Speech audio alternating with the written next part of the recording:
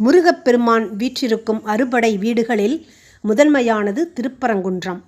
மேற்கு திசையில் வயல்கள் சூழ்ந்த மலை, தாமரை பூக்கள் நிறைந்த குளம், நெய்தல் மலர்களில் தேனை உண்ணும் வண்டுகள், குவளை மலர்களில் மொய்க்கும் வண்டுகள்.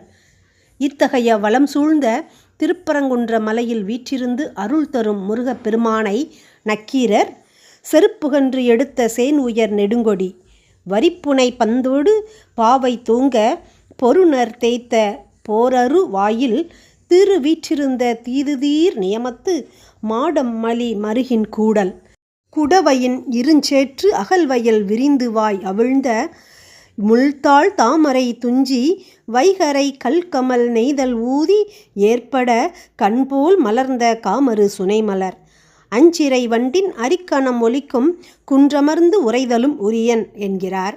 சூரபத்மனை வதம் செய்த இரண்டாவது தலமாகிய திருச்செந்தூரில் முருகப்பெருமான் வலிமைமிக்க யானையின் மீது அமர்ந்து போர் செய்த காட்சியினையும் யானையின் அழகிய தோற்றத்தினையும் பக்தர்களுக்கு அருள் தரும் விதத்தினையும் நக்கீரர் வைநுதி பொருத வடுவாள் வரிநுதல் வாடா மாலை ஓடையோடு துயல்வர படுமணி இரட்டும் மருங்கின் கடுநடை கூற்றத்து அன்ன மாற்றரும் மொயம்பிற் கால் கிளர்ந்தன்ன வேளம் மேல்கொண்டு அந்தர பல்லியம் கரங்க தின்கால் வயிறொழும் திசைப்ப வாழ்வளை நரல உரந்தலை கொண்ட உருமிடி முரசமொடு பல்பொறி மங்கை வெல்கொடி அகவ விசும்பாராக விரைசலன் முன்னி உலகம் புகழ்ந்த ஓங்குயர் விழிச்சீர் அலைவாய்ச் சேரலும் நிலைய பண்பே என்கிறார்.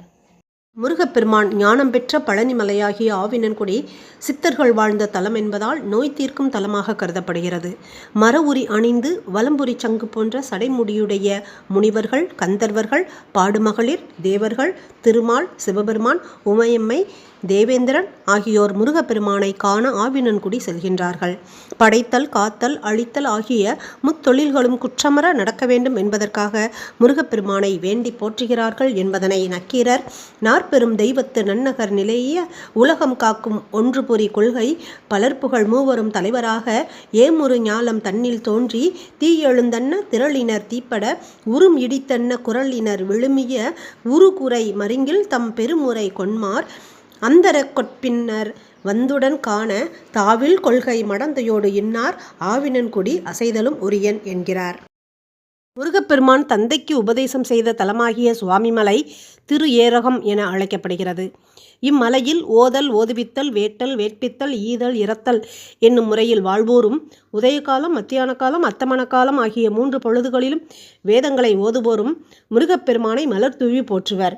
இத்திரு ஏரகத்தில் முருகப்பெருமான் மகிழ்ந்து அருள் புரிகிறார் என்பதை நக்கீரர் அதான்று 2 எய்திய இயல்பினின் வளாது இருவர் சுட்டிய பல்வேறு தொல்குடி அறுநான்கு இரட்டி இளமை நல்லியாண்டு 6 நீர் கழிப்பிய அரணவில் கொள்கை 3 வகை குறித்த முத்தி செல்வத்து இரு பிறப்பாளர் பொழுது அறிந்து நுவல 9 கொண்ட 3 புரி நுண்ஞான் புலரா காளகம் புலர உடியி உச்சி கூப்பிய கையினர் தற்புகழ்ந்து 6 எழுத்து அடக்கிய அருமறை கேள்வி நாவியன் மருங்கில் நவிலப்பாடி விரையுறு நறுமலர் ஏந்தி பெரிது வந்து ஏரகத்து உரைதலும் உரியன் என்கிறார். முருகப்பெருமான் வள்ளியை மணம் செய்த தலம் திருத்தணி. இம்மலையில் தொண்டகப்பறை இசைக்க ஆடிப்பாடி முருகனை நினைந்து காணவர்கள் குரவை கூத்தாடி போற்றுவர். இவ்வழிபாட்டில் முருகப்பெருமான் அருள் தரும் விதமாக ஆட்டுக்கிடாய், சேவல், மயில் கொடியுடன் தோன்றுவார். இத்தகைய காட்சியினை நக்கீரர் செய்யன் சிவந்த ஆடையன் செவ்வரை செயலை தன் தளிர் துயல் வரும் காதினன் கச்சினன் களலினன் செச்சை கண்ணியன் குழலன் கோட்டன் குறும்பல்லியத்தன் தகரன் மங்கையன் புகரில் சேவல்லங்கொடியன் நெடியன் தொடியணி தோழன் நரம்பு ஆர்த்தன்ன இன்குரல் தொகுதியோடு குறும்பொறி கொண்ட நருந்தன் சாயல் மருங்கிற்கட்டிய நிலன்ஏர் துகிலன் முழவு உரள் தடக்கையின் இயல ஏந்தி மென்தோல் பல்பினை தளியி தலை தந்து குன்றுதோறு ஆடலும் நின்றதன் பண்பே என்கிறார்.